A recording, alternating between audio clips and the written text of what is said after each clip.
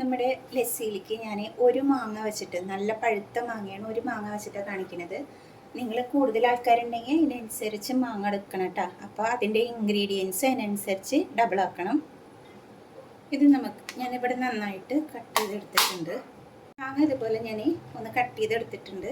നമുക്ക് മിക്സിയുടെ ജാറിലേക്ക് ഇതൊന്ന് മാറ്റി കൊടുക്കാം.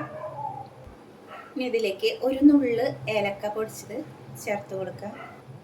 ഞാനിപ്പോൾ 2 ടേബിൾ സ്പൂൺ പഞ്ചസാരയാണ് ചേർത്ത് കൊടുക്കുന്നത്. ഇനി ആവശ്യം ഉണ്ടെങ്കിൽ ചേർത്ത് കൊടുക്കാം. ആദ്യം നമുക്കിതൊന്ന് അരച്ചെടുക്കാം.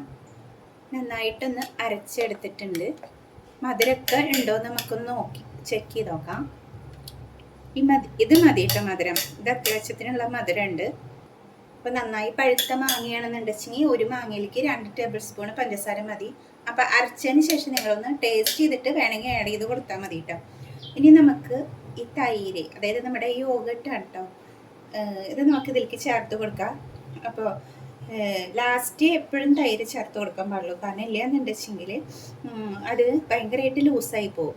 അപ്പോൾ ലാസ്റ്റ് ചേർത്തിട്ട് ജസ്റ്റ് ഒന്ന് ബ്ലെൻഡ് ചെയ്ത് കൊടുത്താൽ മതി കേട്ടോ. അപ്പോൾ നമ്മുടെ യോഗട്ട് വെച്ചിട്ട് ജസ്റ്റ് ഒന്ന് അടിച്ചെടുത്തിട്ടുണ്ട്. അപ്പോൾ ഈ ഒരു കൺസിസ്റ്റൻസിയിൽ നമ്മുടെ ഈ ഒരു മാംഗോ ലസ്സി കിട്ടും. ഇനി നമുക്കിത് ബൗളിലേക്ക് മാറ്റാം. അപ്പം ഞാൻ ഇതേപോലെ ഒരു ഗ്ലാസ്സിലേക്ക് മാറ്റി കൊടുക്കാം കേട്ടോ.